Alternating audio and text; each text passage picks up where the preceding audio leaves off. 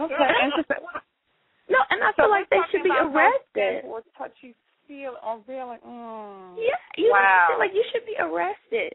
This is intentional harassment. Like, seriously. Wow. Well, that harassment piece is pretty interesting. You know what I'm going to say, honestly? I think I'm in, and we're talking about here, we've got the diaspora of experiences here. To me, when you get older, that harassment is, not so much. Not so much. Don't get me wrong. It's not like I look back on and I'm like, boy, I'd like to be harassed again. Where's my youth? It's not that. But things do change the older you get, thank goodness. Because the harassment, I know, being a young woman, but Dominique, you haven't really seen anything. Look at me. You haven't really seen anything. You've been on tons of movie sets and, just all over the place doing your thing. But there's nothing worse. If you want to feel like a piece of meat, there's nothing worse than a New York City street. Is it really? Is that so when true? When you walk down the street from point A to point B, I don't care if you're going to pick up, some tampons from Walgreens or if you're going, to mail a letter. Whatever it is you're doing, the minute you step outside, it's open season. You've got every man from every corner of the planet, every language. Hey, baby, Selena, and it is, it's really annoying. And, that's what it is. It's the whole piece of meat thing. That's just so. Absolutely. But at least, I know, like when I moved to Cleveland, and, I was like, wow, not that the men weren't appreciative, but it was just very different. There were actually times where I could just go about my business and not be constantly assaulted, So I think that harassment piece with women, it's real. It's very real where just men in society, a lot of men, not all men, but a lot of men in society feel like they have the right to basically intrude on your personal space, for the purpose as though it's a privilege for us. Exactly.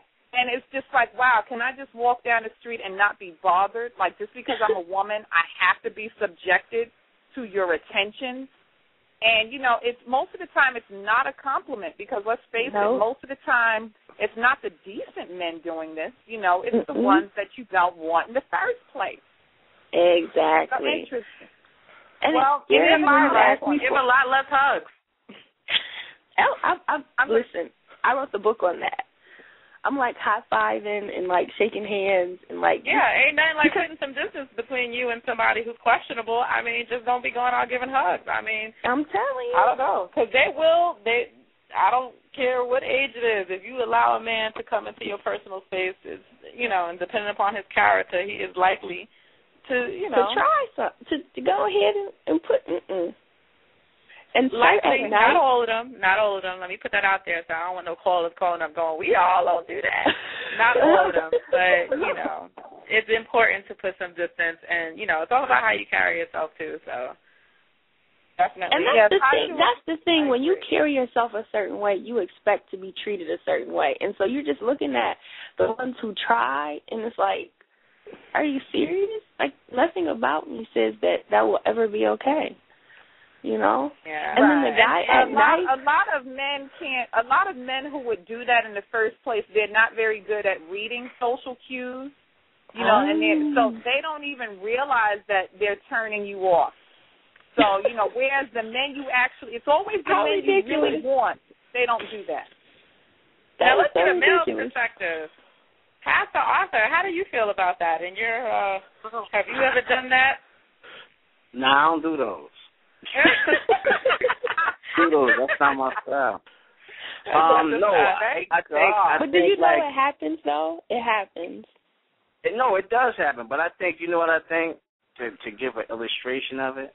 A lot of times you have gentlemen that's just like vampires, and like a vampire, once they don't. A lot of them don't come into your house unless you invite them, and so a lot of times when you invite some of those wolves and vampires in your personal space, then they try to take it to another level.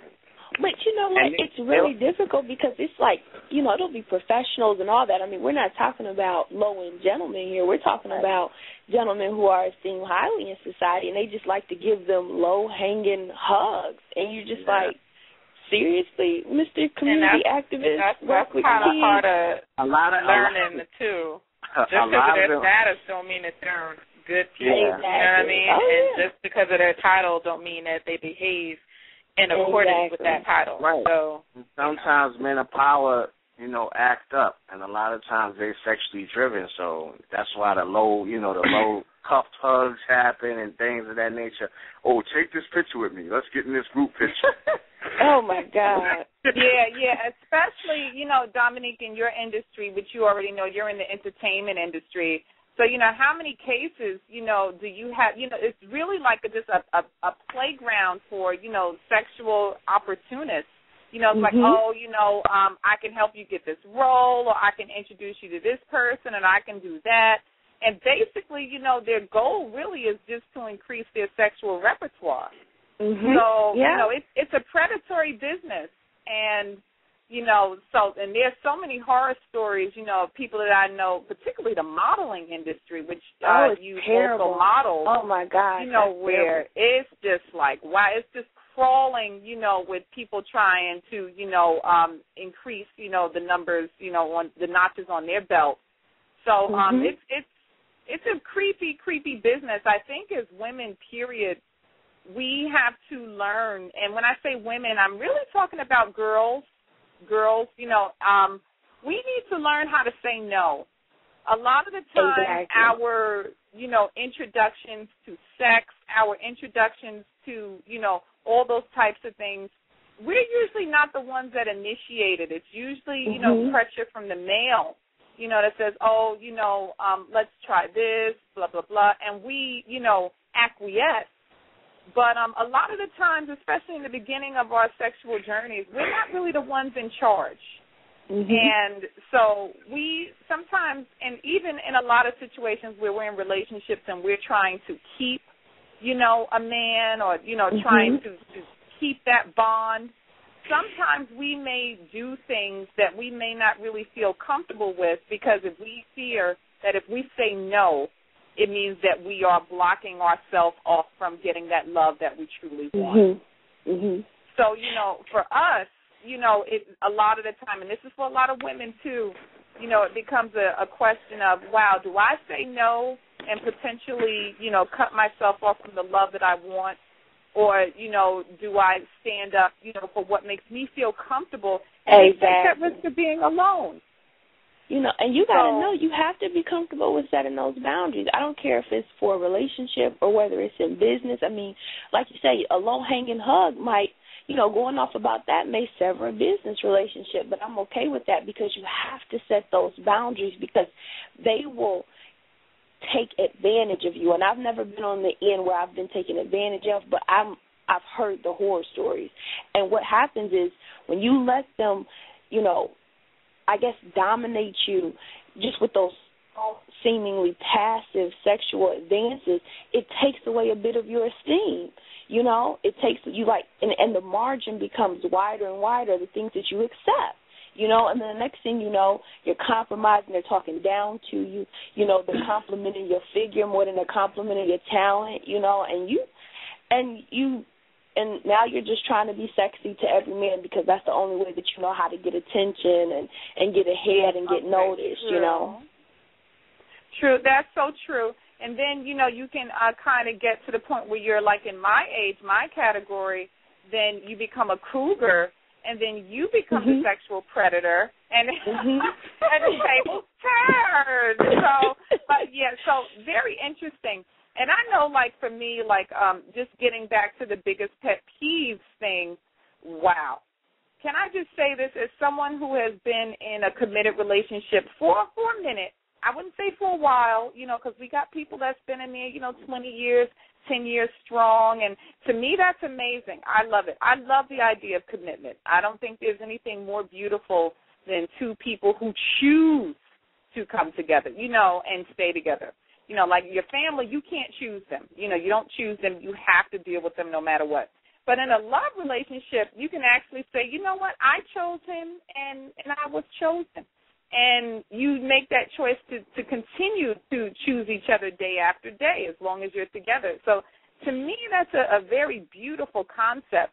But I can say, like, it is. It's so beautiful. And honestly, I have to tell you what's even more beautiful, in my opinion, is when you add children to the mix. It really, really is just like a beautiful concept, because this is a family that you have created of your own free will. And there's nothing more powerful or magical in that. And it's the love that unites you and binds you. But anyway, I digress. Getting back to the pet peeves. Let's talk about it. Arthur, I'm going to need you to represent for the men. My thing about the pet peeves is I have to say is men and their selfishness. Ooh, that's a good one. Yeah, now, when I say, and I don't mean to anger all the men out there, because I really do get it. I do get it. I think, a lot of women, women by nature, we're nurturers. And that doesn't mean every woman is a nurturer. I know some evil women out there who don't really have too much of a nurturing bone in their body, and I know some men out there who are, by comparison, who are very kind and nurturing. But on the whole, women, we're the nurturers. We're the ones who, this is what someone taught me I didn't realize. They said, you know what, when you women give, you expect something in return. And I looked at him and I blinked and I said, well, yeah. I want to say, well, yeah, MFA. I mean, for real, isn't that the way it is? And I realized that's when I realized that for men, they don't think like that. Mm-hmm. Like we think, okay, I bend over backwards for you, I'm expecting you to do that for me at some later point. And for us, that's natural for us to believe in, because we do believe in, reciprocation, and we do keep score. But for us, that's natural and part of human relationships. For men, not so, I realized. And that, and for me, I call it that inherent selfishness, where basically you guys kind of do what you want to do sometimes. Like us women, I think we're more willing to sacrifice. And I think that's why you usually have a lot of situations with angry women, who've been together, been with their men for, decades or whatever. They finally hit a point where they're like, it's about me. It's all about me. I'm tired of giving, And the man doesn't realize what happened. They're like, well, hold up, what happened? I thought you were okay with this.